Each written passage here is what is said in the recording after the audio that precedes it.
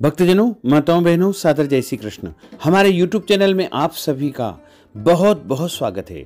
मैं हूं आपके साथ आचार्य धर्मेंद्र शास्त्री। आज हम आपको बताने जा रहे हैं कि इस बार श्री कृष्ण जन्माष्टमी का व्रत आपको कब रखना है तथा व्रत का पारणा आपको कब करना चाहिए और जन्माष्टमी का व्रत तथा पूजन किस प्रकार से करना चाहिए। भाद्रपद माह के कृष्ण पक्ष की अष्टमी तिथि के दिन रोहिणी नक्षत्र में बुधवार के दिन द्वापर युग में भगवान श्री कृष्ण का प्रागट्य मथुरा नगरी में हुआ था। आज से 5000 साल पहले द्वापर युग में प्रभु का प्रागट्य हुआ था। तभी से जन्माष्टमी महापर्व मनाने की परंपरा निरंतर चली आ रही है। इस बार भाद्रपद माह के कृष्ण पक्ष की अष्टमी तिथि का आरंभ 26 अगस्त 2024 की सुबह 3:39 से हो जाएगा, जो कि 27 अगस्त 2024 की सुबह 2:19 पर अष्टमी तिथि समाप्त हो जाएगी। वहीं रोहिणी नक्षत्र 26 अगस्त 2024 को दोपहर 3:55 से आरंभ हो जाएगा, जो कि 27 अगस्त को दोपहर 1:38 पर रोहिणी नक्षत्र समाप्त हो जाएगा। इस प्रकार सूर्योदय व्यापिनी जो अष्टमी रहेगी, चंद्रोदय व्यापिनी जो अष्टमी रहेगी, निशीत व्यापिनी जो अष्टमी रहेगी, वो 26 अगस्त 2024 सोमवार के दिन ही रहेगी। सभी भक्तजनों, माताओं, बहनों को, वैष्णव जनों को एक ही दिन यानी 26 अगस्त 2024 सोमवार के दिन ही श्री कृष्ण भगवान का प्रागट्योत्सव श्री कृष्ण जन्माष्टमी का व्रत करना चाहिए और इसी दिन पूजन अर्चन करना चाहिए। धर्म सिंधु, निर्णय सिंधु आदि ग्रंथों में लिखा हुआ है कि निशीत व्यापिनी ग्राहिया यानी रात्रि व्यापिनी अष्टमी तिथि जिस दिन हो उस दिन जन्माष्टमी का व्रत धारण करना चाहिए। यदि अष्टमी तिथि में किंचित मात्र भी रोहिणी नक्षत्र का स्पर्श होता है तो उसे जयंती नामक महाअष्टमी माना जाता है। तो इस बार अष्टमी तिथि के साथ साथ रोहिणी नक्षत्र का भी समावेश हो रहा है। तो ऐसी जन्माष्टमी का व्रत करने से, ऐसी जन्माष्टमी के दिन भगवान श्री कृष्ण का पूजन अर्चन करने से करोड़ों महायज्ञ का पुण्य फल स्वतः ही आपको प्राप्त हो जाएगा। तो यदि आप प्रभु श्री कृष्ण की कृपा को प्राप्त करना चाहते हैं, भगवान के भरपूर आशीर्वाद को प्राप्त करना चाहते हैं, तो आपको 26 अगस्त 2024 सोमवार के दिन भगवान श्री कृष्ण का पूजन अर्चन करके जन्माष्टमी का व्रत धारण करना चाहिए। जिस प्रकार हम एकादशी का व्रत करते हैं उसी विधि से, उसी तरीके से आपको जन्माष्टमी का भी व्रत धारण करना चाहिए।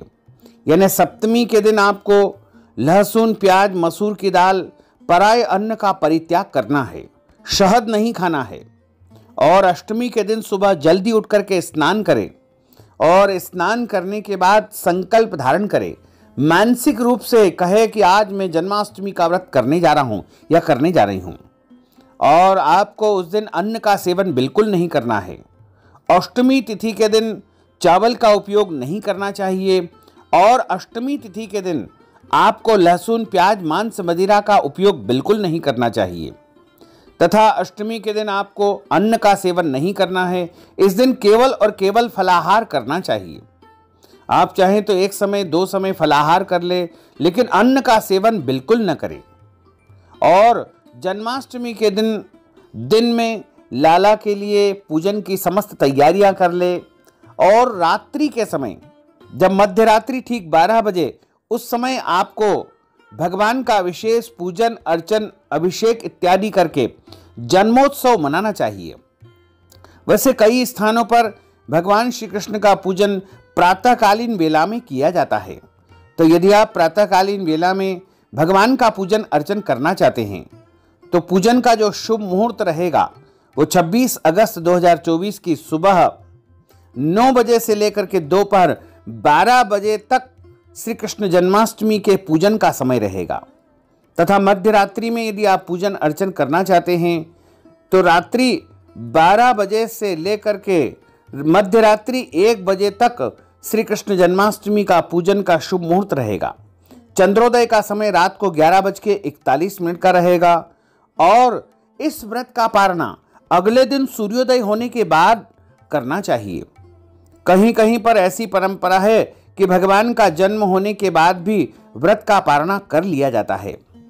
तो वैसे यदि आप हमारी मान्यता के अनुसार व्रत धारण करना चाहते हैं तो आप व्रत का पारणा 27 अगस्त 2024 मंगलवार के दिन सुबह 6 बजे से लेकर के 8 बजे तक आपको व्रत का पारणा करना चाहिए।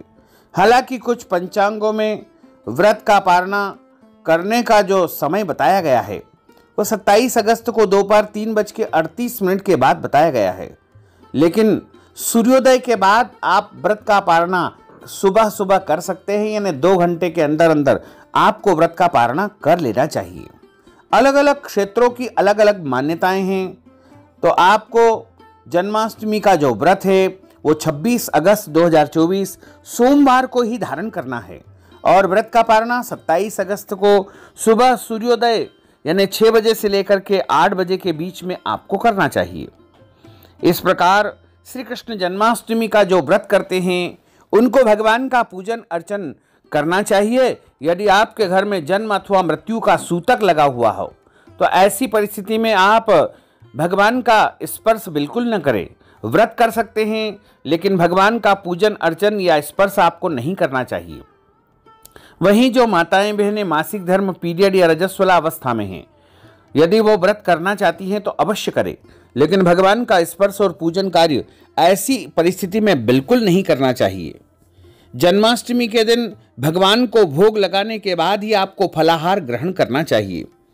जिस प्रकार हम एकादशी का व्रत करते हैं, एकादशी व्रत में जितने नियमों का पालन किया जाता है उन सभी नियमों का पालन भी जन्माष्टमी के व्रत में करना चाहिए।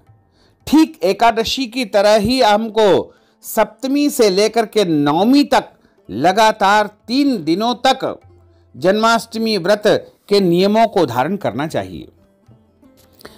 जो भक्तजन माताएं बहनें जन्माष्टमी का व्रत करते हैं उनको जन्माष्टमी व्रत कथा का भी श्रवण करना चाहिए। व्रत कथा हमेशा ब्राह्मण देवता के मुखारविंद से ही करना चाहिए और व्रत कथा सुनने के बाद ब्राह्मण देवता को यथाशक्ति दान दक्षिणा भी प्रदान करना चाहिए। तो यदि आप हमारे माध्यम से हमारे चैनल पर जन्माष्टमी व्रत कथा सुनना चाहते हैं तो हम आपके लिए कथा अवश्य ही प्रस्तुत करेंगे। तो भक्तजनों, माताओं बहनों, हमने जो जन्माष्टमी की महत्वपूर्ण जानकारी आपको प्रदान की है, इस ज्ञानवर्धक वीडियो को आप अधिक से अधिक लोगों को शेयर करिएगा, लाइक करिएगा, कमेंट करिएगा। और यदि अभी तक आपने सब्सक्राइब नहीं किया तो अभी और इसी समय सब्सक्राइब कर लीजिए ताकि इसी प्रकार की ज्ञानवर्धक वीडियो आपको सबसे पहले प्राप्त हो सके। आपको और आपके पूरे परिवार को सादर जय श्री कृष्ण, सादर धन्यवाद।